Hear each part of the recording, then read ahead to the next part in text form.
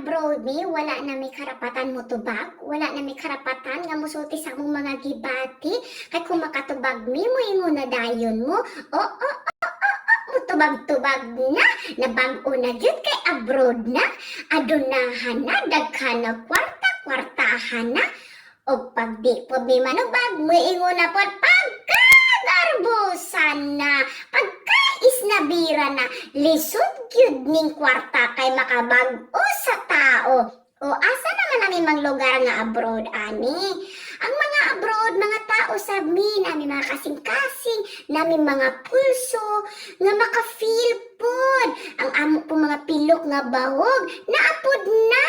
So ayaw pod mo palabi, uy nga gamay ra namong lihok, mingon na dayon, kay abroad.